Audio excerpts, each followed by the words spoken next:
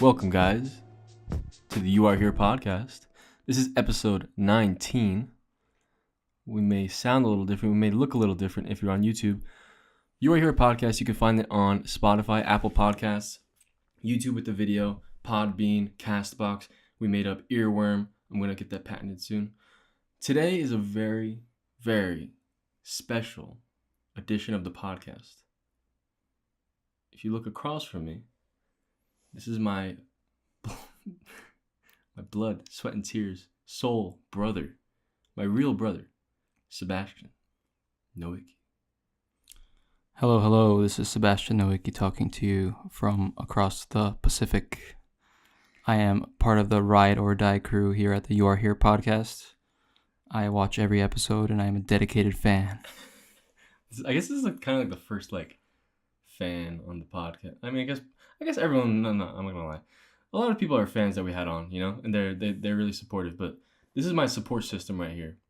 My brother, through my whole life, he's really guided the kind of person I am and the kind of things I want to do and how I've been and shaped the kind of person I am.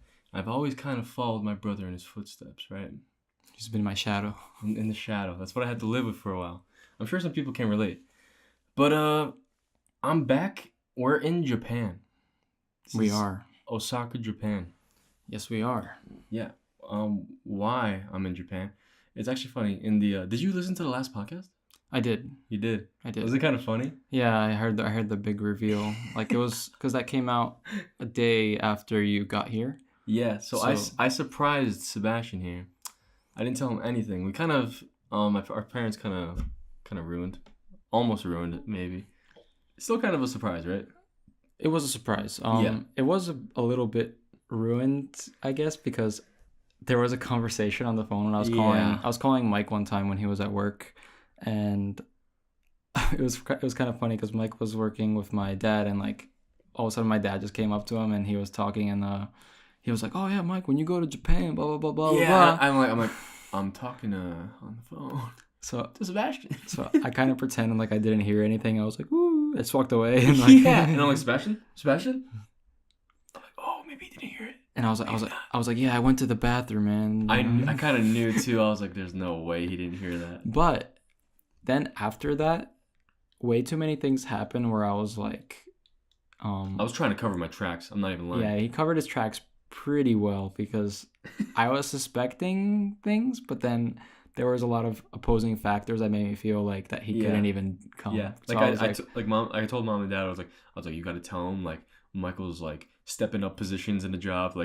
I'm doing a lot more work now. I'm not gonna be able to do anything. Yeah. That's what it seemed like. I was like, oh, there's no way Michael's coming. And I even asked them, and I was like, I just want to know, just so I'm kind of a little bit prepared for this, because is Michael coming to Japan? Because he asked me my address, exactly where I live, and I'm like, I was like, oh, I'm sending a package. Yeah, then my mom messaged me. She's sending another package, and I'm like, so annoying, dude. She kept buying more and more shit, and I was like, oh yeah, I sent the package. Mom made me go send it, and I sent it, right? I sent it, but then she buys more shit and then asks you about more things to buy. And I was like, this is just the worst. Yeah, it's so stressful. It's all right, but in the end, yeah, I'm here. I'm living. I guess we could talk about it. It's been a rough couple days. I'm not gonna lie. Yeah, I'm gonna get deep in there. But before we go into the rough parts, let's talk about the beginning of what was happening when you first arrived, because this whole thing was pretty much a surprise. It's planned by my family and my brother months in advance, I'm guessing. And I was literally it was my birthday on May 28th, and I was just in my house. I was talking to my dad, and I was like, yeah, it was my first birthday, without the family. I'm kind of alone, blah, blah. And yeah, you were on the phone with dad, right? Yeah, I was and then it was 11:30 at night, and I'm doing my laundry, and I'm getting ready for bed, and I just get a ring at my doorbell, and I just see, my girlfriend and Michael just pop up at at my door, and I was like, what? I was like, what is going on here? I have a video. Yeah, I put up the video. There's a very nice video that maybe Mike will put up in the podcast. If that's okay. Yeah, you can put it up. It's it's a very like emotional moment. So I guess the fans will enjoy that rejoicing moment of us meeting again. But yeah, it's been a good I guess 7 months since I got here. So it hasn't been like a full year or anything since we last saw each other, but it feels like it's been 5 years. I feel like a lot has happened. Yeah, I think a lot has happened. It feels like it's been a long time. Yeah. But yeah, I left on the 27th. At like 10 in the morning. It was like 20 something hours of traveling. We went rushed to, because I got here like pretty late at like 7 o'clock, and the trains here end at 12. Yes, they do. Right? Yeah. So I was kind of rushing to, get everything. I'm traveling with a buddy too, and I'm just rushing to go to you, you know? I'm so glad we had your girlfriend and I had to guide us there. Shout out Haya. She's listening. I know she's trying to learn more English and listen more. Yeah. But it was chaotic. But like it feels so weird because if you listen to a couple other podcasts, we kind of mentioned I mentioned that I studied abroad in Japan, and you did too. Yes. So there's me kind of following the footsteps, right? Yeah. And we were both in the same school, same area, same house even, to study abroad. Yes. Which is kind of funny. Yeah. So, I mean, I guess I'll start from the beginning way back. Mike has been following in my footsteps. It's like I'm the older brother, so I've kind of like paved the way. How does it? You were probably pissed when I was like a lot younger. Oh, yeah. I remember you being so angry when I got I was angry. Like you got glasses, I got glasses. Yeah, and then you got contacts, I got contacts. Yeah, the worst thing was like my parents made me wait till like 8th grade or like before high school to get contact lenses. Like I wasn't allowed because I'm too young. And like, guess what? So I'm like, I get there and I'm like, yeah, I get contact lenses. And then like, literally like, Mike's getting contact lenses too. And I'm like, what was the point of me waiting this whole time? And like, doesn't he have to wait too? I'm like, hey, like, come on, let's be fair here. And I was so angry about that, but it's fine. Yeah, that's growing up. And then we both played soccer. I strung out that a lot. Yeah, we both worked at the same part-time jobs. Two part-time jobs. I got you into the one job. I got you into the other job. CCV and TGI Fridays. We went to the same college. We went to the same study abroad. We did a lot of the same. We did a lot of the same stuff. That's why it feels so weird that we were away for so long, and then when I came back here, I honestly like the first couple of days I couldn't like believe I was really like here, and I saw you the first day obviously, but still like I saw you for a little bit. I slept over and then I left, and I was like, I still got to take it all in. Plus the jet lag, and even I think today really was the day that I'm like, wow, like I'm back here. I used to be here. Like we went to the old places. We literally got back from a bike ride. My brother took me out to this old park that I used to go to, and you would go to too. And we just rode around. It was like 8 at night, and I don't know. I think it like clicked in my head that like I miss my brother. Like I don't know. I feel like I've been kind of putting down those feelings, all like feeling the moments, and more of trying to just like hang out with like all the people that I've seen and like have a good time with them. And I don't know, but I think my main goal was to come here and like surprise you and like spend time with you, because I miss you. I miss you too, man. Yeah, but I finally felt like at peace again while we were riding those bikes in the wind and like the sunset. We were walking around stores. Yeah, like a little game store, I don't know. It's just how we were like back when we lived together, I mean? It feels weird being away for so long when we were literally like together every day and would do everything. Yeah. So especially when we lived together, like especially when we got older, like when we started doing like when I went to college, and then we started getting closer, I guess, because back when we were younger, we were like close, but obviously we were like more like fighting and stuff and like angsty. We lived in the same room too. Yeah, we lived in the same room for most of our lives. Like we started off in bunk beds when we were really little. I remember we were pissed. pissed at each other. Remember when? Oh wow, that's kind of embarrassing. But I remember you were playing. We would always get like the same games for Christmas, right? Okay. And we always remember like we got the old Pokemons, right? Yeah. We would like start it at the same time, press the on button. When we both got it, we're like we can't like no one can go ahead, right? We have to all go at the same time. Yeah, it was pretty funny. Like we would like literally sit there and like Right I remember I was in our grandma's room and I was in the rocking chair and you were like sitting on the bed and like we were like, all right, press the button now. Right? Like, and then it starts. Are you ahead of me? No. Yeah. We're on the same screen. But like and then I just remember this one story. We're in our old like the newer house from whatever, the one I'm still living in. Yeah. But I remember we were still living together. And I remember we were both playing, I think it was like a Zelda game. Mm-hmm. And I remember like I was so angry. We were on the same like boss monster, right? Mm-hmm. And I remember you were like beating him and I was losing. I kept dying. And when you beat him, I like got so angry. I was like attacking you and like screaming. Yeah, we used to like fight each other when we like really like bad. Especially when we like played competitive games. Yeah. We would like really get angry at each other and like I feel like I would get mostly like kicked and punched and like lose and cry. Well, I mean you were younger, so that's true. But you used to like bite the cables and stuff. Yeah. Like it's like our cables were like like controllers that were like bitten up like a mouse went through the wires and it was just Michael chewing on cables. Yeah, I had a problem. I don't know what that was. You used to like chew on everything, dude. You used to like chew on wood. Used to chew on cabinets, dude. Don't talk about that. Jesus Christ, dude. I don't know what I was What doing. are you doing, dude? I think you were just hungry, man. You're just a hungry little boy. I'm a big boy, man. Look at you now. Yeah, I'm a little big. I don't know. When you saw me, what was your like? I don't know.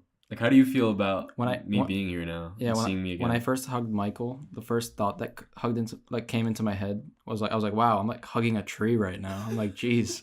I'm like, it's like a tree, it's like a barrel. I'm like, what happened to you, bro? Kind of changed, huh? It's like you became a man. Yeah. In that almost 1 year. Yeah, right. It's not even a year. Yeah. Like barreled up, dude. Yeah. A lot of freaking lifting and labor, dude. Yeah, you got that working man's body. Yeah. I don't know. But yeah, anyway, so yeah. First day was like nighttime. Mike came. Yeah. I was unprepared. My place was like a mess. I was like organizing everything. I was freaking out. I'm like, you're doing laundry. I'm like, what is going on? I'm like, I'm not ready. And then yeah, it was a very nice surprise. So I'll put the video. I really appreciate it. Definitely show the viewers, audience, the video. Ride or Die crew. The Ride or Die crew. Show them the nice moment between us. Yeah. So what are you doing in Japan? What am I doing here? I don't know. So I feel like people want to know more about. I know Dave. Shout out Dave. Yeah, Dave's not here. I didn't mention. Dave's not here. Probably noticed that. Yeah, where's the book? Where's the book? I need some questions to be asked to me. Oh man, he gave me a poetry book to read on the plane. It's pretty nice. Really good. I should have brought it. Oh, I'm so stupid. We're gonna call Dave and make him ask a question. I called him before. He didn't answer. I'm gonna keep looking to see if he is here. We need him to give us a question. Yeah. That's what I wanted to do. I'm gonna keep calling throughout this. But yeah, Dave asked. I remember he told me he's like I want to know more about like us growing up together. He wants to know more about how we were and kind of like your journey to go here. You know what I mean? And like just more about you. You know what I mean? Because I feel like you're very important. Like I feel like we wouldn't have this if you weren't here. You know what I mean? Yeah. And I wasn't like close to you. For sure. So I guess, do you want to talk about like how we grew up more, or what do you want to talk about? Let's see. What are you looking to find like abroad here? Because obviously you came, your girlfriend's here, right? Yeah. So I'll start with like my whole journey as to why I'm here. Which started with college, I guess. So since I guess maybe I was in around 8th grade or so, I remember like I would watch vlogs of people living in other countries or so, and like I would just look around and be like, because we're pretty we're lucky that we're pretty our cultural family, because we have a Polish background. Mm-hmm. I grew up speaking another language, pretty well. In kindergarten, that's a pretty funny story. Yeah, so my first language was not English, actually. I grew up, when I first was, before I went to school, I spoke Polish, right? Yeah, so in kindergarten, I remember. Yeah, which is a big contrast between us, because you had more of like, you spoke Polish as well, but I had a more like that pure experience, because especially because I think you were the first child. I was the first child, and our parents were still kind of fresh into America, so like they were speaking more Polish in the house, especially. And I was really brought up like speaking Polish when I was really young. And then when you started speaking, you were speaking more English, because I was already speaking, I guess, English too, because when you were, we have 3 years difference between us, so when I was 5, you were still 2 or so, right? And you were still like not talking really that much yet, so by that time I was already learning English, what I mean? So which is why now, even in our languages, you can see the difference between our levels in Polish is like, mine is more, I can still communicate, and I feel like I'm like half. You're pretty good. You have a good understanding. Like you can understand well. Obviously speaking is gonna be rusty, because your vocabulary and stuff is not necessarily vast, because you haven't spoken as much. I've also been to Poland more times than you. That's true.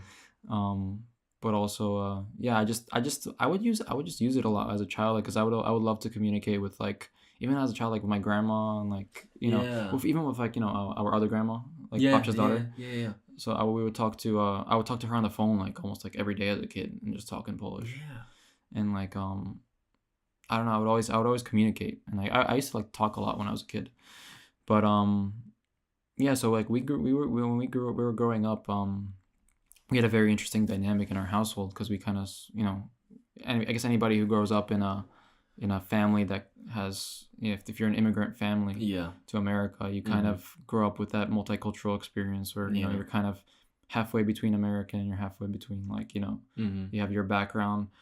I mostly identified kind of even though I was growing up in America, I still identify strongly with our Polish background, because it's so strong, and I guess like Polish people are very like proud of like their country and like being Polish. Yeah, for sure. They definitely like wear it on their like on their shoulder. Yeah, they wear it on their sleeve, for sure. And I think it shaped us, to be kind of who we are too. Yeah, I think it kind of shaped us more like culturally open as well. Yeah. Into going different places. Because when you think about it, a lot of like families in American families growing up, they don't really leave the country. Even like my friend Chris, that I'm traveling with right now to here, this is his first time out of the country. And same age as me, same, went to middle school, high school. Yeah. He's only like a couple towns over. But I guess like in his family, he would go to like Florida or, like the Poconos, and I don't know, that's their vacation, you know what I mean? Well, America is so vast that a lot of Americans like, a lot of Americans can just go in other states, and it's like visiting another, I guess, type of environment, country. Even though it's still America. It's kind of like safe traveling. When you think about it, because it's the same language. Yeah, and look at all the beautiful places you can go. West Coast is completely different. North and Midwest, you know what I mean? In the Florida area, like Louisiana, you got all those places. It's like, it's like you got a lot of different like subcultures too, like that. Depending on what city you go to. Yeah, and we also have like a lot of beautiful national parks. You know what I mean? That like, and nature and stuff like that. So. Americans, you could get by without visiting another country. That's true. But it is, I think it's, everybody should at least visit somewhere else, just to get a different view of the world and how people live. Yeah. There's so much culture and history. Yeah. Right. And I think it's kind of interesting. Like from that, it made me think of how, when you think about traveling to another country, it's pretty scary. Especially if you're growing up in America, being English, like imagine going somewhere you don't know any. Like I kind of felt that coming here, like this trip. In the beginning, I was kind of scared in a way, because I'm like, I haven't been out of the country in a while. Mm-mm. And this is like Japan's very like at least in Poland, I'm Polish. I know a lot. It's kind of like a second home over there. Yeah, You kind of fit in, like, these are my Yeah. people. Blah, blah, blah. Yeah, and our family knows a lot of people, and they're like, oh yeah, come in, we'll take care of you. Here it's like you're the minority. Mm-hmm. You're the not, you're not part of everyone else. Yeah. You're the one that stands out. Yeah. And like it's kind of it's hard, it's tough, but it's really like I think a rewarding process of like being able to like navigate your way through somewhere that you have no clue. Yeah. And I think it's really powerful to like, and it helps you grow as a person, being able to like get out of your comfort zone and like try something new. Yeah, definitely. I mean, that's one of my favorite parts about leaving and like exploring a new place, even if it's in America or anywhere. You know what I mean? I love just exploring. Like, do you remember when we would go on summer vacations in Poland, like most Polish families would do? We would usually spend like a month or so there, with our family and stuff. And it would just be like, we used to like, we were pretty young, but we would like explore the city and like walk around and like take trains and like see what we could find and like go to parks and stuff, just like walk around and then get back. I remember each trip we would go further and further. Yeah. And I remember we'd get to a point where we're like across like all the way at the last stop on the subway and you're like, oh shit, I don't know where I am. Yeah. It was just fun. Like just to walk around and like use our language and see how far we could get, see what we could do. And it's cool. It was a lot of fun experiences. Yeah. I can't wait for like another like family trip. I think next year we're all gonna come here again. I hope so. Yeah, I hope. That'd be amazing, Yeah. But to get back to I guess the topics we kind of veered off. Yeah. That's what this is. You are here. I'm here. So I guess like I was saying, we're pretty like, we're lucky to have that. As we were growing up, we had a pretty like cultural experience. We visited countries. We got to go back and forth between our parents' home country and our America, and we got to see a lot of different places. And we got to see a lot of different sides to things. And I don't know. I think it from a young age we were kind of opened up, like with we had a more better understanding of like a worldview, I guess maybe. And so starting from that, I mean, growing up, as I was saying, I was like, when I was in 8th grade or so, I was pretty like, I went through like my bad phase when I was in like middle school. Because remember when we moved, like from 5th to 8th grade for me was like my toughest time, because that's like when we moved to a new town, and like I like left all behind all my like younger friends, and I felt like really like I had to try to fit in. So like I stopped caring about like studying, and I went through like, I was like a liar to my parents and stuff like that, and like I felt like such an outcast.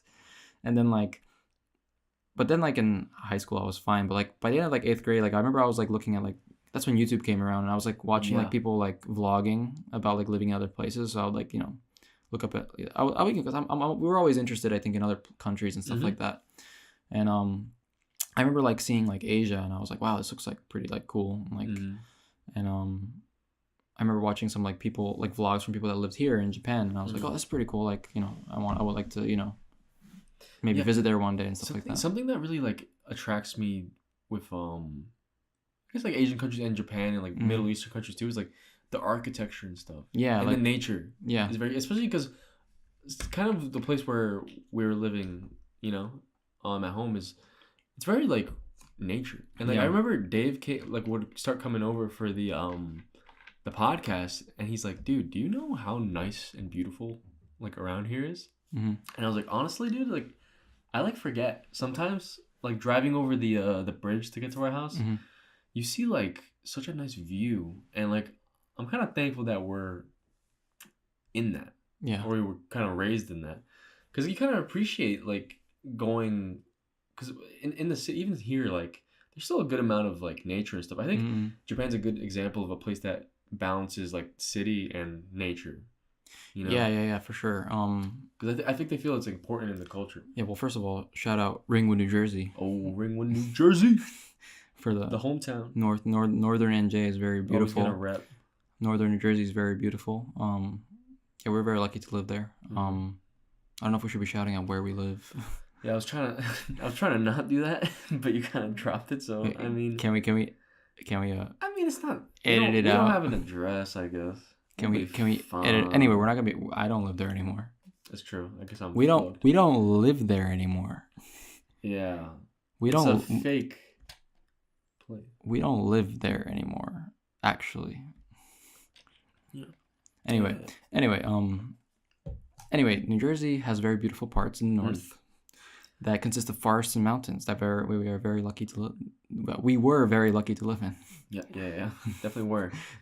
Those 5 years ago, really good times. Yeah. But yeah, with the architecture and stuff in Japan is over here. They just have like, I don't know. When I was walking in, I was staying in Kyoto now. I've been switching kind of like around the area, and I think I like Kyoto the best because it's just like old styled. You know, there's a lot of traditional streets, temples. It brings back the old like feeling, which I think is what I was really attracted to. Looking at like pictures and stuff. That's what makes it unique. I mean, if you think about other countries that are, I guess, first world countries that have modern cities and stuff like that. I mean, it's not gonna look too much different than from where you go. It's gonna obviously there's gonna be like distinct like slight differences, and like a building is a building. You know what I mean? Yeah. I mean, obviously, if you go like Dubai, it's like skyscrapers, but like there's definitely places that look similar to here as America. But there's like if you go to China, if you go to like anywhere, like you'll see like the certain cultural buildings that are unique to that place. Mm-hmm. You know what I mean? So that's what makes you kind of feel like you're in another place. Mm-hmm. I think that's what a lot of people pursue when they travel is like they want to feel like they're somewhere else. And living here, you get kind of a balance of both, because anywhere you go, you have a lot of old and newer architecture mixed in.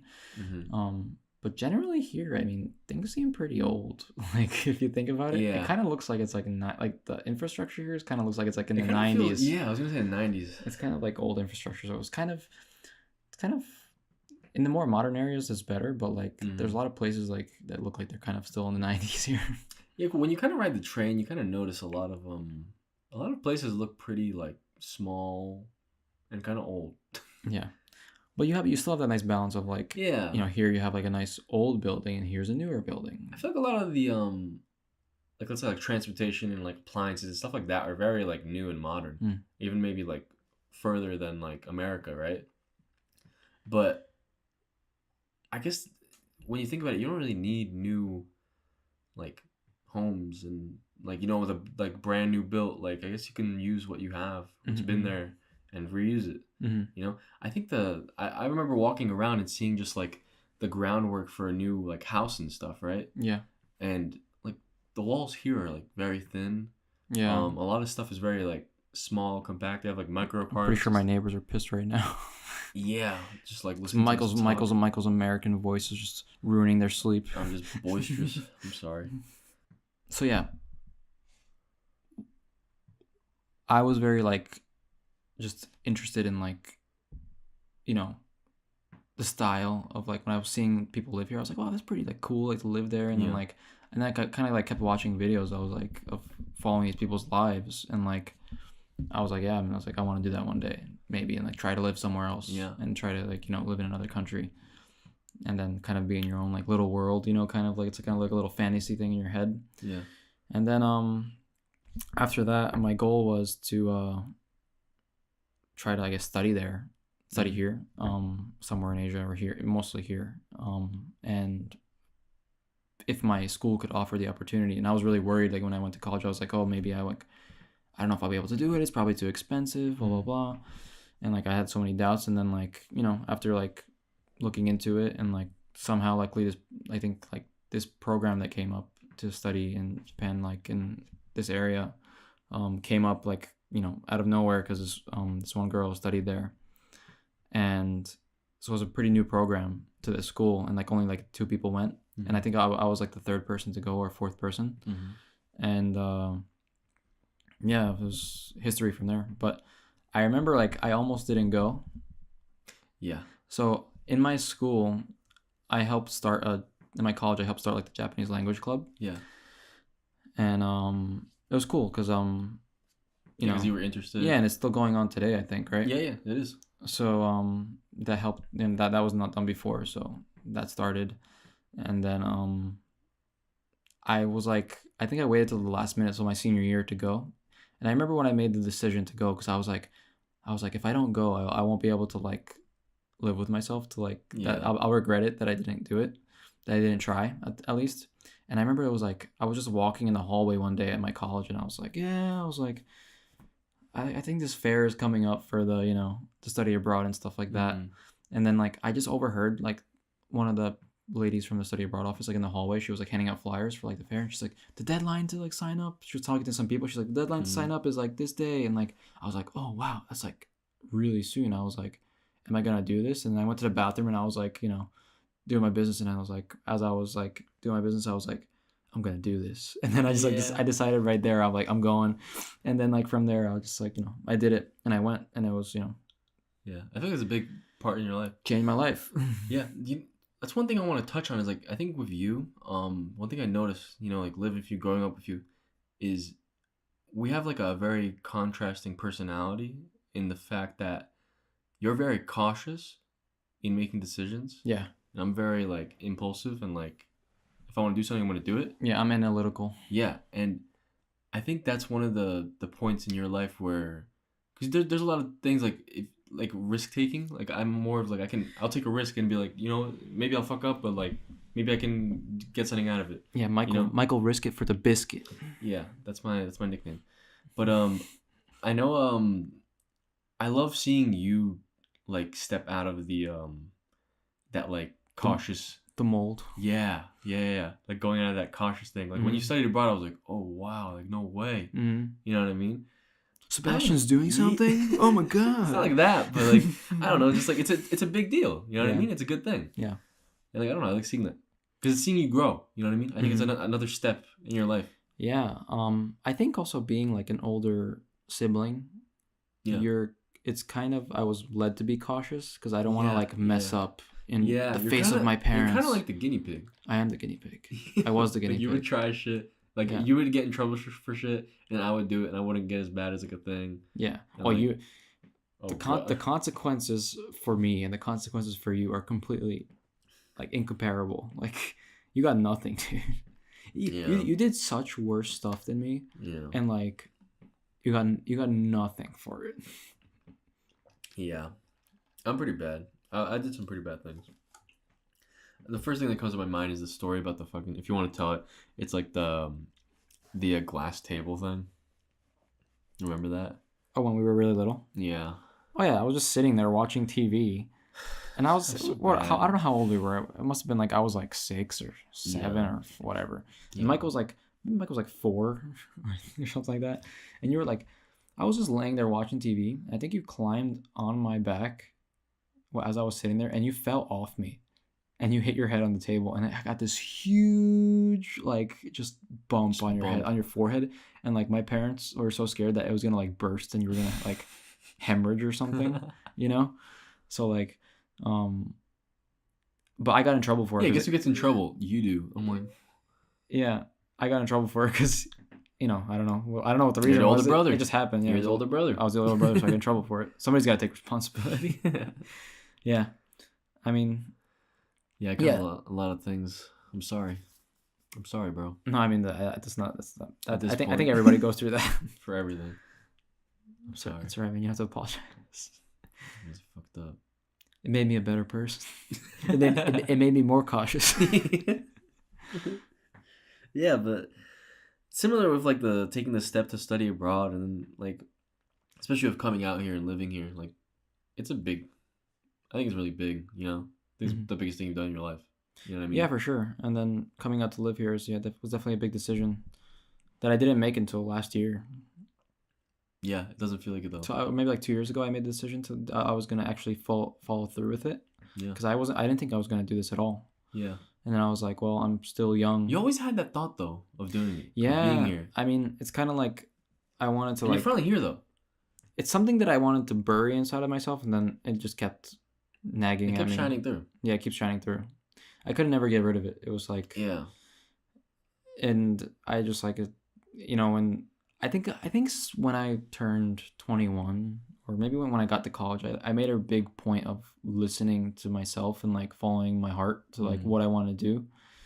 And because if you, my theory is, if you listen to your like intuition and you follow your heart and you do what it wants, you can't really be mad at yourself if you follow through with the thing that you wholeheartedly wanted. You know what I mean?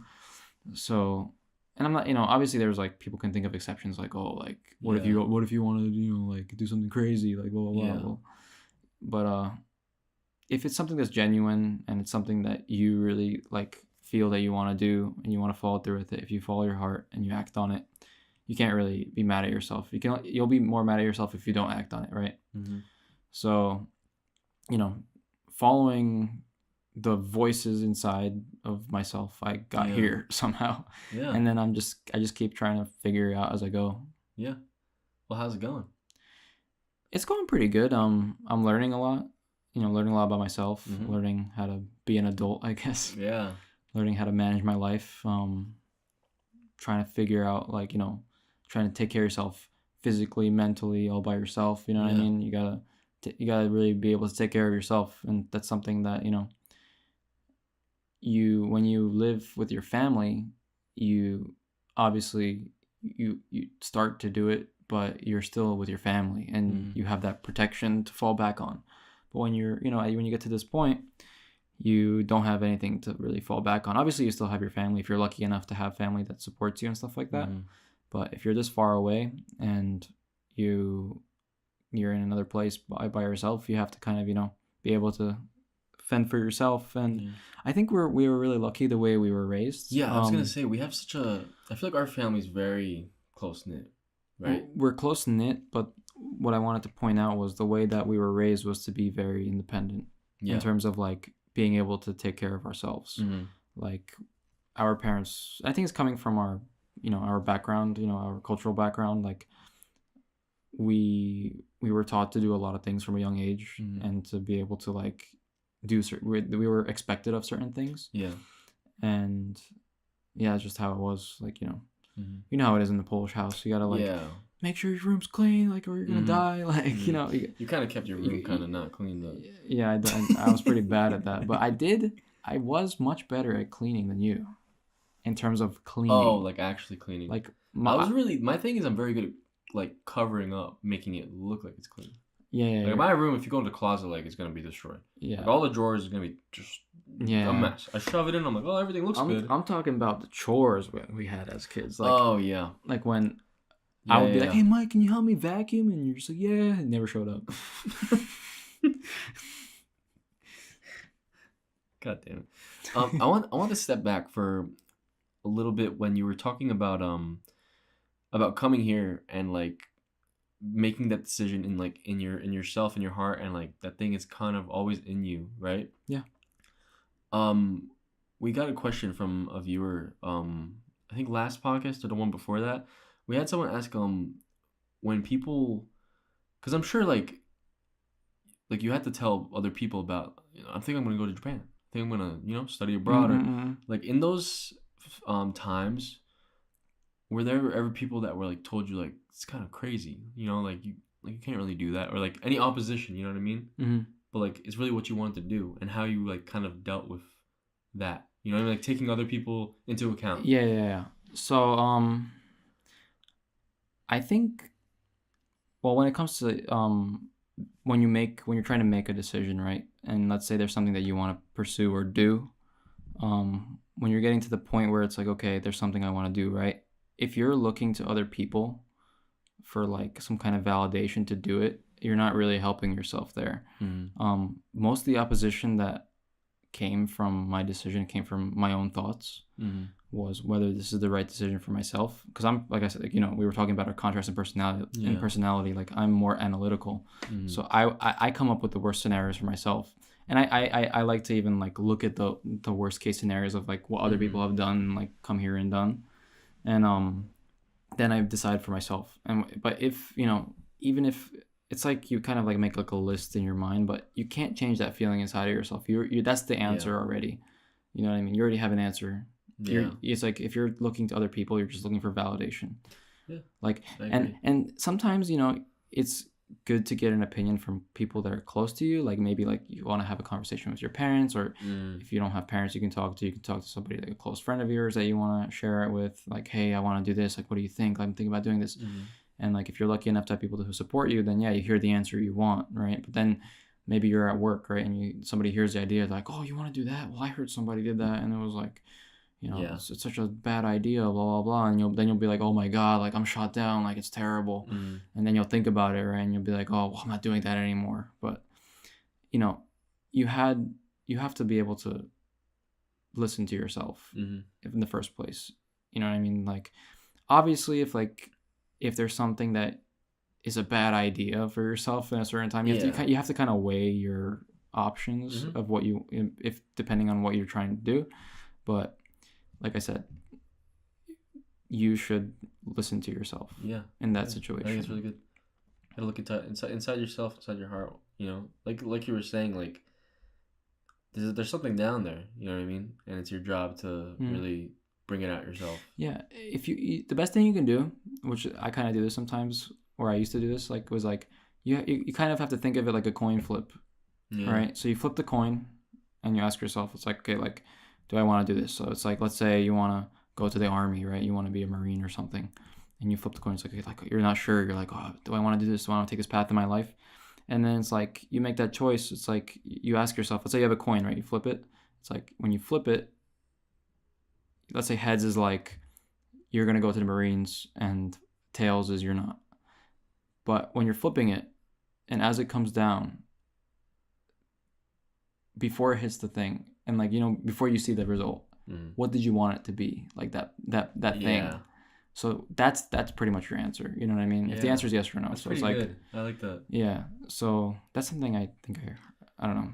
Yeah. I used to like I was like super into like philosophical things and like stuff like that. You got me on that too. Yeah. So that's like one of the things that I think I read in the past or heard from somewhere. Yeah, I think it's really important. Yeah, because it's like it's like getting to the point. I like getting to the point. Yeah, you know what I mean. Like that's my thing. It's like if you're gonna do it, you're not gonna do it. You know what I mean? Yeah. It's like if you're going around to people, you're asking them for opinions on what you should be doing in life, then you might as well just you can't live listening to other people. Like like then it's not even at that point. It's not even your thing. Are you gonna steer your own ship, or are you gonna like like it's like people who go on vacations, like they want to go to all the places like touristy places, like tell me where to go, like exactly, so I can have the best time. It's like it's like life, you know what I mean? Like how are you gonna, like nobody's gonna tell you like the best, like how to have the best time. You're gonna hear all these different stories like this is the best way, no this is the best way. Now you just go and like listen to like you try to do it, like you get that feeling first that you want to do something, and then you go after it, and then however things line up, it's like the puzzle pieces fall into place. It's your own unique puzzle. Do you think there's like this is gonna be a Dave question. Do you think there's like a kind of like fate and like there's something like down the road that's kind of determined? You know what I mean? And you're kind of like going in that kind of different routes to get to that point? Well, I think that that kind of question is like if you're asking whether there's fate or not, it really depends on the person's like ideology. Obviously, it's like how do they want to like live their life? Because like sometimes like people usually do what's convenient for them. Yeah. So like you'll be like, oh, like I'll believe in God when I want to believe in God or something like that, or I'll believe in fate when like I found $100. This is fate. You know what I mean? Like, yeah. But sometimes it seems like it's like that. Right. It depends on who you are and what you do, but for me, it's so far, I don't know what it is. Sometimes like if you're on the path that you're supposed to be going down, things kind of like, it's kind of like sometimes I feel like I'm getting pushed and I don't even realize it. And like it's like even if I try to put things off, and like I still get pushed in that direction, whether I like it or not. Just like I got pushed here, whether I like it or not. Yep. and like I didn't question it. So you have to get to the point where you just go with it. Like I'm getting you feel where you're getting pushed. You have to be kind of like understand like what's going on in yourself, and then you feel where you're getting pushed, and you have to kind of like honor that, you know. So it's an interesting thing. Definitely, like I've had plenty of those moments where it's like things seem like they're lining up, you know what I mean, like and like things sometimes do really fall into place, you know what I mean. If you're on that roll of like good things happening, it really feels like magical at times. It's kind of funny when you said people are like, oh, I believe in God. Yeah. Another thing I want to go into is when you were talking about when you were getting into like Japan and stuff like that through the like the vlogs and videos on YouTube. This is a thing that I get kind of roasted on for being a film student. This podcast is a little bit about film, but I'm sure like a lot of viewers know I never watched a lot of movies, right? And I don't know if you did either. Like I feel like we kind of have a similar like library, right? Our library of movies is like 5 movies. It's like yeah. I feel like it's getting better. I know. I think it's getting better now. It's like even I'm like watching more. Like I think you were watching like John Wick and stuff like that. Thanks to Netflix, I started watching stuff. You're welcome, bro. Thanks for your Netflix account, bro.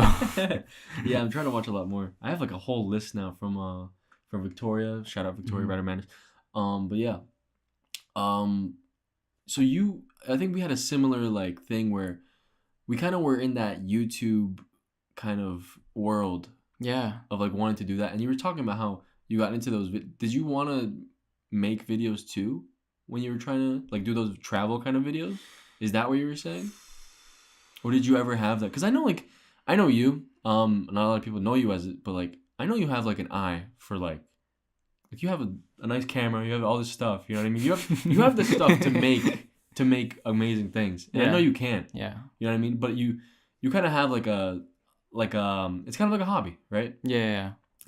But it's like a hobby that I don't want to be a hobby. Yeah, I know what you mean. It's like something that I want to be and more. I see you doing it. You know what I mean? Like as a side job, or like as a side job as a start, and then like getting into bigger things, and then like we would always talk about how we wanted to do things together, and we're gonna definitely record some stuff together. Yeah, we're gonna definitely work on some things. Yeah. I brought all my stuff. But yeah, is that how you got into wanting to make stuff like that through those videos? Like travel stuff like that. I think as a kid, you know, because we were growing up with the whole YouTube thing, and when it started way early on, like some of the way back early, 05. Like what were some of those like old YouTube videos that were there back then, like the Sneezing Panda and like and like the Shoes song and man, Fred. Yeah, Fred was bad. Fred was bad. The Muffin song. Yeah, that was like a whole era. And like we were making videos back then. Yeah, we were being stupid. Like we were making like dumb videos back then. Yeah. And we actually got some views on those videos. Yeah, man.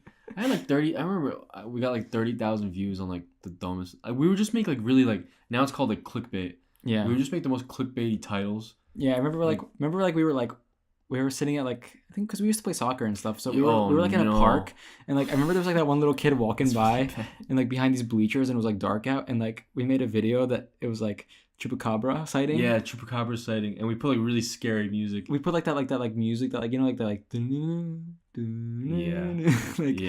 like like horror music, like and the blue Windows movie maker, the blue screen with the Comic Sans white text. Yeah, it's like the worst looking thing in the world. Yeah, and like and then it's just like a really shitty video of this little kid just running behind, and it's just a 3-second clip looped over and over. Then we play Chocolate Rain over it. Yeah, we put Tezon Day. Shout out Tezon Day. Chocolate Rain. The worst song ever.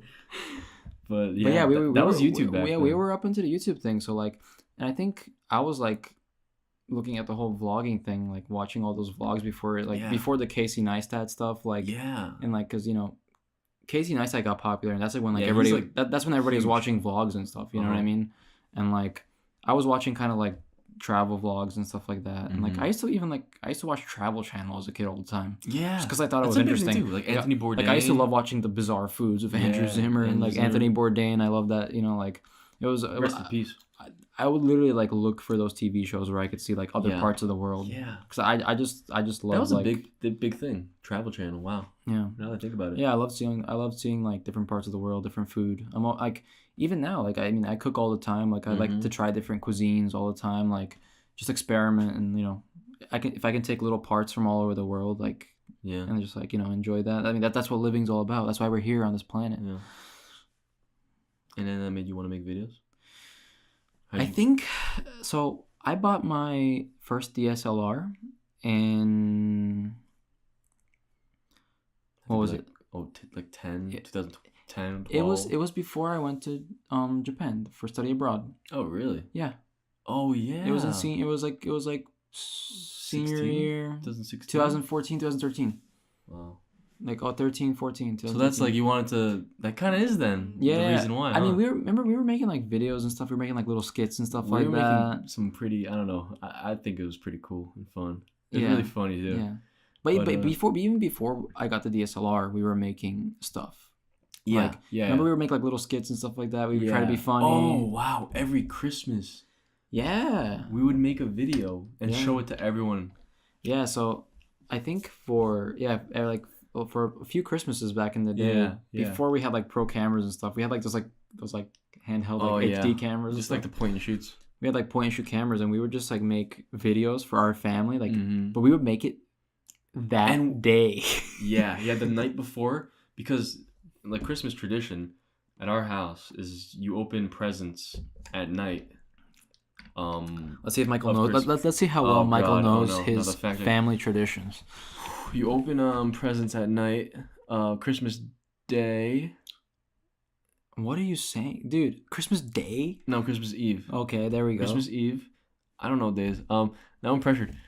Christmas Eve. Christmas Eve. Open presents. You open presents. And before you have a big dinner, and you have all the family over, and we have a good time. Okay. And we would always have to, like, before you can open presents, you would have to eat 12 different types of. I'm pretty sure this isn't a tradition, is it?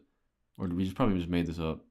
What do you mean, dude? The tradition it's freaking Polish Vigilia, man. To eat 12 different foods? Yeah. Really? I thought that Mom and Dad just made that up. No. And then you had to see the first star in the sky. And we lived in a pretty densely wooded area and a lot of clouds. Yeah. So we always run around like, where is it? Yeah. So yeah, Polish follows like the whole Roman Catholic thing. Yeah. And we have our own cultural tradition during Christmas time, where you're not allowed to eat meat on Christmas Eve, and we celebrate Christmas on the 24th technically. That's when we open presents. Like we usually open presents before all the American kids, because American kids open usually on Christmas Day. I think everybody has their own traditions now, like when they do stuff. Yeah. So we would open presents on the night of the 24th. We would have dinner first. We'd have the dinner without any meat, so we'd have like a lot of fish, vegetables, our pierogi and stuff like that. And then finally, when you're done eating the dinner, you get nice and cleaned up. Then it's like, oh, can we open presents? And then all the older people are like, you gotta check if there's a star in the sky. And then you look and it's like cloudy, and you're like, well, and they're like, there's nothing and they're like, sorry, no presents this year. Yeah, and then that's bullshit. Yeah. It was kind of fun though. Yeah, it's like it makes it more like like looking for like there's like a structure in your head of like things to look forward to. You're like, I gotta go do this. It's like a game. It's like, all right, I gotta eat dinner, and then I gotta go do this. Yeah. And then where were we going with this? I don't know. We're talking about getting into film, though. Yeah. So we would make videos every Christmas. Dude, the only one I can really remember right now is we did a music video for Du Hast by Rammstein. Yeah, we would just try to make like kind of funny videos for our parents and family to laugh. Kind of actually, like concept though, like, and have like we be kind of funny. We would come with a concept. We tried to be cinematic with it. Yeah. So like this concept video we made for Du Hast by Rammstein was like this, because we just picked like the most like weirdest songs we could find. And like if we would like pretend to be in a band, and like because my dad had like band stuff, so like we had a drum set. We used like the rock band, drums, the Guitar Hero drums. Yeah. Oh man. We used the Guitar Hero drums, and then we like our cousin was like the guitar, like the drummer. Yeah. And like we injected him with like some kind of drugs or something. We had a syringe or something. I think it was a turkey baster. Yeah, it was like some weird thing from like that, like you know that store, that food store in the mall. Yeah. And it was like some. It's like a flavor injector. Yeah. And it was like a big needle. It just looked like a big syringe. And we like, just used it for dinner and then we used it for this. Yeah, with like a rubber band around him and like stuck in the needle. It's so bad. And like we had him on the table, like laid out. Yeah, on the pool table. Yeah.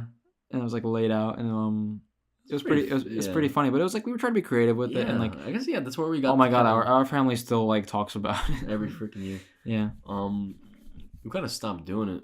Yeah, we did another one that was like a dancing video. I remember. Oh, the what's it called? The do the hustle. Yeah, we did do the hustle. Like shaking our butts. Really yeah, we had our hands up against the wall. We were shaking our butts. Yeah. It was like so like old school. We had a weird 70s phase. I know Dave roasts me about the 70s all the time. Well, but we had a pretty wild like 70s dance. I think it's from you. We would like dance in our rooms. Well, I think for some reason like I think me, you, and like our cousin Fabrizio, like we really enjoyed like the classic music. I mean, our parents kind of played all. Our parents played it, so like they play all the good stuff. So like we would be used to like all the classics, you know what I mean? Yeah. Like the hits, like the old school hits and stuff like that. So we wouldn't like cringe when we heard like some kind of old song. Yeah. We would like embrace it. Oh yeah, let's get in it. Get funky, you know what I mean? Like. And we would like pretend to be in Soul Train and stuff like that. And, like, oh wow, we would do like the actual line. Yeah, we would like do the Soul Train and line like by ourselves. I remember the one time it was me, you, and Fabrizio, our cousin. Mm-hmm. The family was out for the night, dude. Yeah. And we decided we're gonna buy a 6-pack. This is like I think when you first turned 21. We all went to like the liquor store. Yeah. And we were like, dude, we're gonna buy a 6-pack of Angry Orchards. Yeah. And when we get home, we're like, yeah. I think it was past 21. I think we're just getting together. We're just like, really? We're gonna have a guys' night.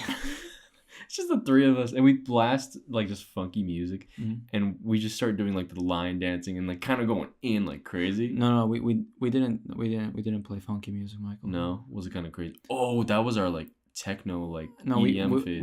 We didn't even have an EDM phase. We just find these songs that would be just super hard. Yeah, they were like techno, and like we would just go really hard. Yeah, just because we wanted to just like let out all our energy. You know what I mean? Yeah.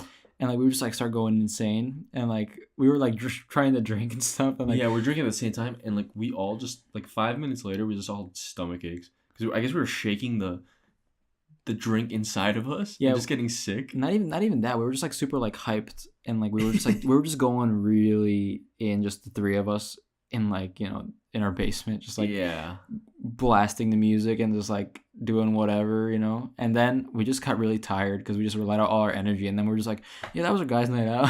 It's like 10 minutes. I wish Dave answered. Let's give Dave a call again. But Mike has had a pretty rough past few days here in Japan since visiting me.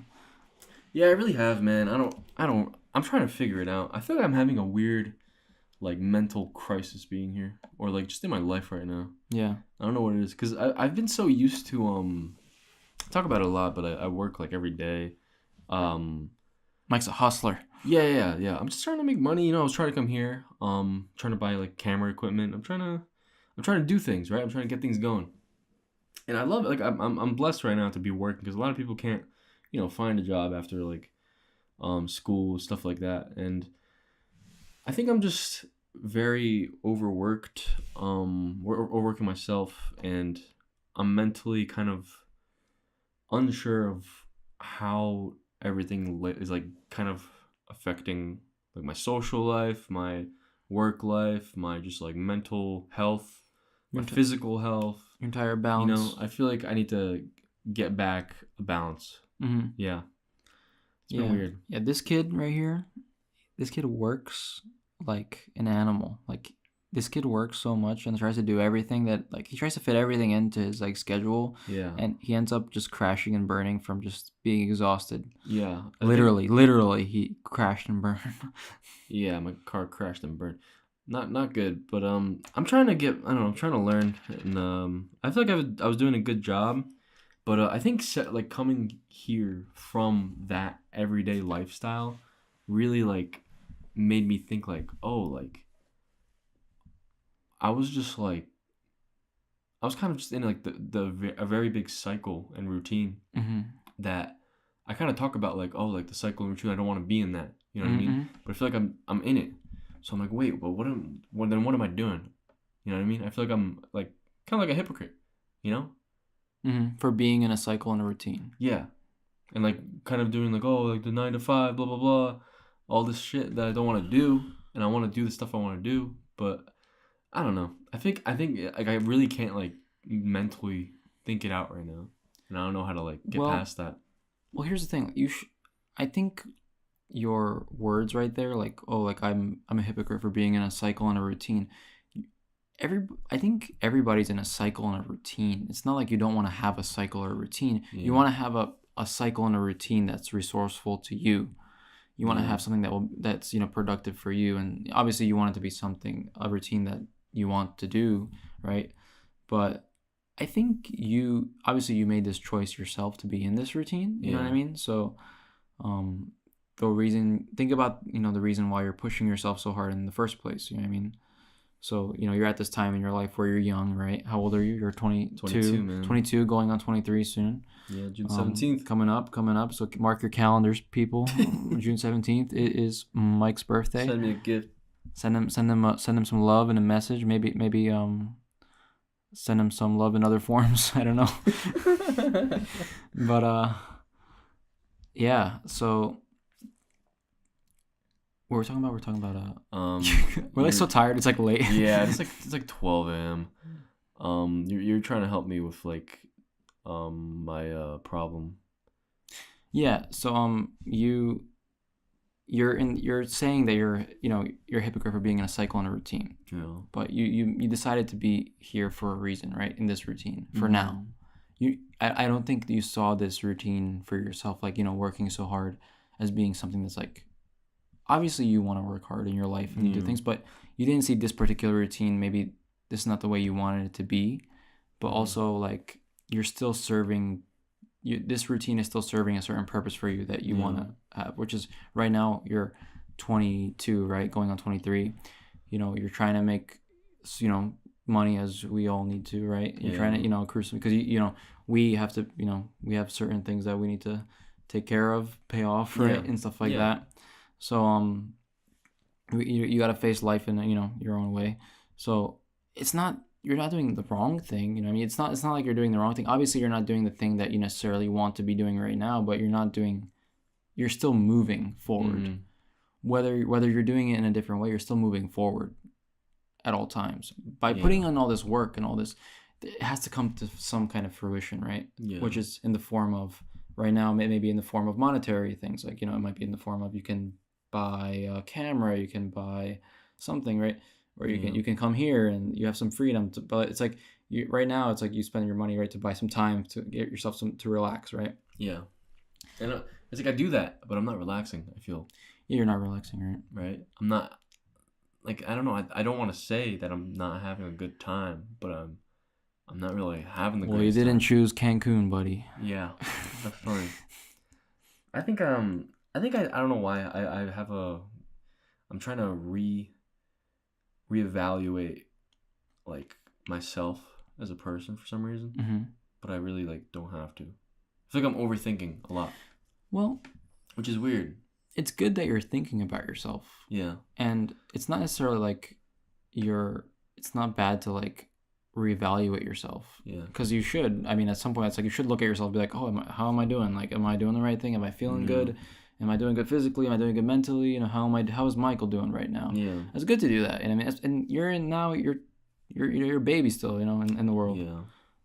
I'm only a little bit older than you too, so it's like, we're still learning, we're still figuring things out. Yeah. It's good to, now's the time to reevaluate yourself, figure out what kind of person you want to be, you know what I mean?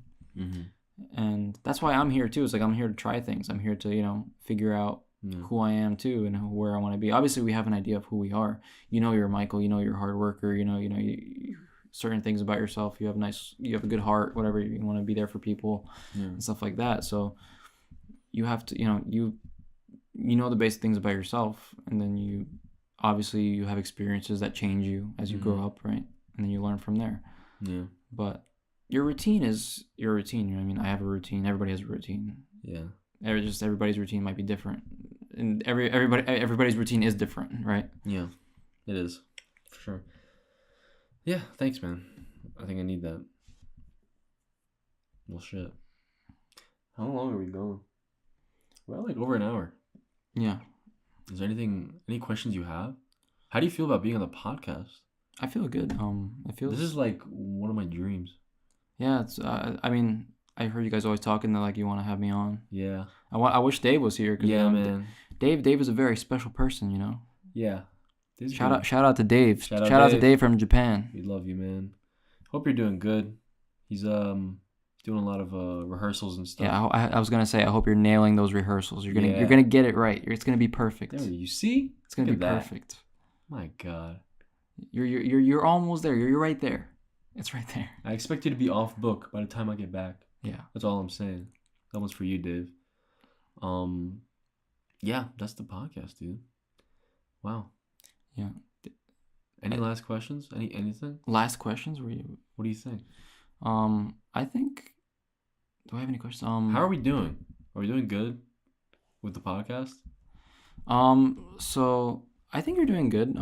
I think you guys stay true to your, like, conversations. I think I would like to see a little bit more. I like recently you guys are incorporating more structure in terms of like questions and stuff like that. Yeah. I think maybe I would like to see a little bit more structure to kind of keeps like people like looking forward to things. Yeah.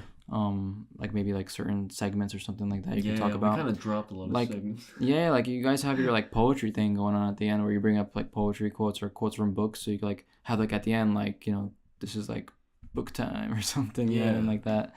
And then like movie time and like music time, whatever. Yeah, I kind of like current events is nice too, you know. Yeah. I had one last question then. What's like a memory? It could be of anything. It could be of me and you. What's like your favorite memory of all time? It's kind of hard. Or anything like that comes first to your mind.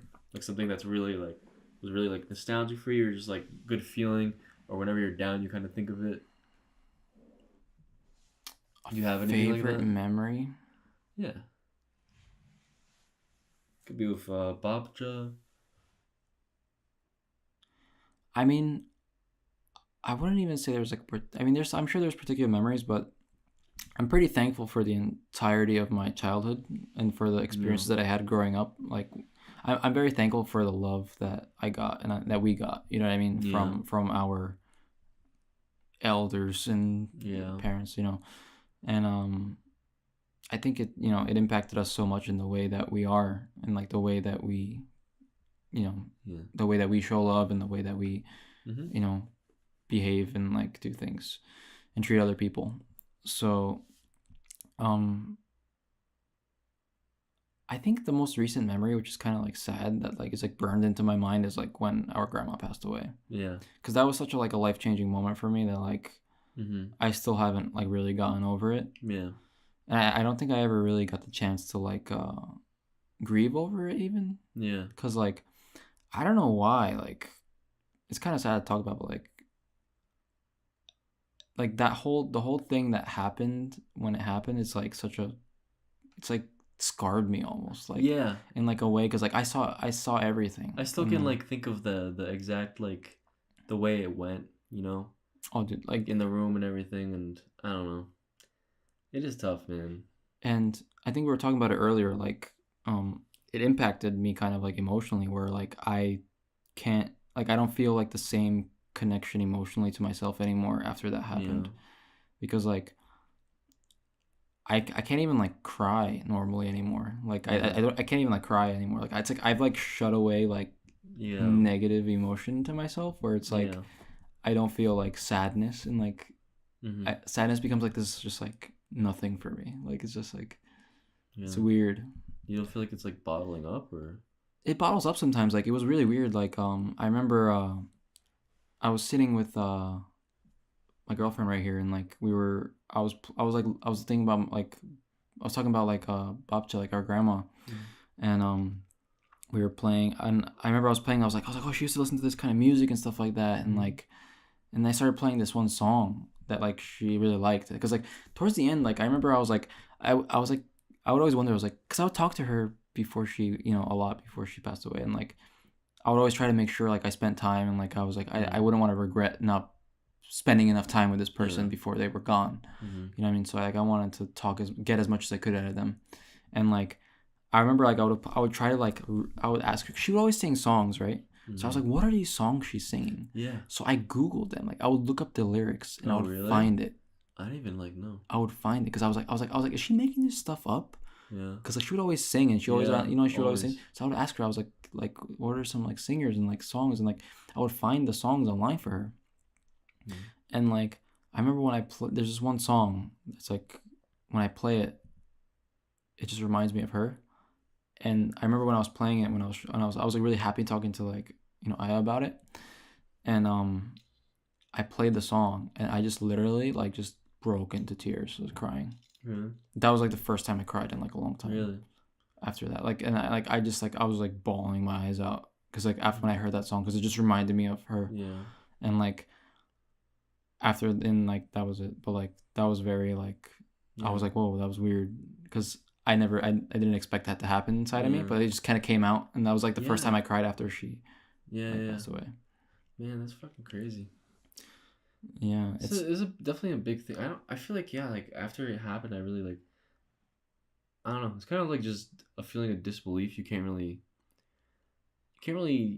like fathom the, I don't know, just thinking that a person is just gone, right? You never see them again. Yeah. I guess for me, the way I kind of deal with that is I don't really tell anyone. I just go to like her grave. Mm-hmm. I kind of just visit. Yeah. I kind of talk. Mm-hmm. Like we kind of used to talk. Yeah. And I don't know. I find it's, you know, it helps me a little bit. But obviously when you're here, it's kind of hard. Yeah. You can't really do that. But even like, I don't know. It's like yeah, like for like the overall. I can't even like, even if I'm there at the grave, but it's like something inside of me like is like don't cry. It's kind of like what Dave was talking about. Like it was like with his dad, like taught him it's like don't cry. You know what I mean? It's like you know, you're a man, don't cry. And like our dad's kind of like that too. He is. Like he's very like, you know, like he's like I think he's only cry, like I've only seen him cry like 2 times in my life. Like, me too. You know, and like he's very like, don't like, you know, don't cry, like no emotion, like, you know, he doesn't understand even like crying that much. Or if you're upset, he's like, what the fuck, like figure it out. Yeah, like he's like, it's like if you're upset, he's like get over it. Like, you know. Yeah. But yeah, it's well, didn't mean to go down a dark turn to end this. Yeah, but it's but it's real, and I like it. It's powerful, you know. Yeah, and I think it's just being honest, because like it's something that I've been like noticing. It's because I don't know, it's like it's almost like after she passed away, it was like the end of childhood. It was like the symbol for the end of childhood. For me. It's really like the first really big like person that's really impactful in our lives that really like has gone, you know? Yeah. I mean, that was like for me, it was like my source of like, one of my sources of happiness for me. Because like I would be able to just like, whenever I wanted to just like, even when I didn't want to, when I wanted to just like laugh or anything, I would just be able to go talk to my grandma, even if it was the same thing every day. She would always do something that would make me laugh, even if it was the same thing. And like, even if I didn't want to laugh, if I was having a terrible day, whatever, if I talked to her, I would just feel fine. I'd be like in my happy place. You know what I mean? Yeah. And it was just it's just sad that like when it was gone, it's like it's not there anymore, and it's like now you have to be that happy place. You know what I mean? Wow. I agree, man. That's what I want to be. Yeah. I want to be able to have that same, like, it's almost like a carefree, just like soul that like, I don't know. I feel like you there's no way it could ever be like broken or hurt. Yeah. But like, well, the thing was, it was broken and hurt probably many times. You know what I mean? But when it came to us, you know what I mean, the kids and stuff like that, and the people she raised, like, it was probably, you know, that was her source of happiness too. So that's crazy, man. Wow. I think we should end it here, man. I mean, it's kind of sad though. I think it was really, I don't know, it's sentimental, you know. I feel like it's really nice. Yeah. I like that. Screw it. We can end it. You know what I mean? All right. All right, guys. Well, this is episode 19 of the You Are Here podcast. My name is Mike, and this is the You Are Here podcast. You can find us on Spotify, Apple Podcasts. Don't forget to subscribe and like on there. Also on YouTube, same thing. Subscribe and like. It helps us a lot. We're also on CastBox and most of the other streaming devices. www.youareherepodcast.co. We could not afford the M. I'm Mike, and this is Sebastian. Sebastian, any last words? I just want to say, subscribe, like, join the You Are Here Ride or Die crew. Yeah, we need like a biker jacket. We need a biker jacket or like a varsity jacket. Yeah, that'd be kind of dope. Wow. With the patch on the front. Yeah, patch. Shit. You and Dave can wear it. Oh man, be like leaders. Be kind of dope. Oh man, coming soon. Guys, I'm so glad to have my brother on here. In Japan, the first abroad podcast. The first podcast abroad. In Japan, Osaka. Goddamn. It was a pleasure to be here. I hope it was interesting. I feel like it was not on like the usual source material that you guys have. It feels weird being like me and you. I don't know why. Yeah. I thought we'd be like, yeah, woo. Yeah. I think it's also kind of late, so we're kind of tired. But yeah. You know what? We might do another. Maybe we'll do another one before this ends. Before I go, we'll have a different one that maybe has more like film acting stuff. You know what? Fuck it. I liked it, man. So good. Guys, we're gonna stop talking. Thank you so much. This is Mike. I'm signing out. And this is Sebastian. And I love Dave. Yeah.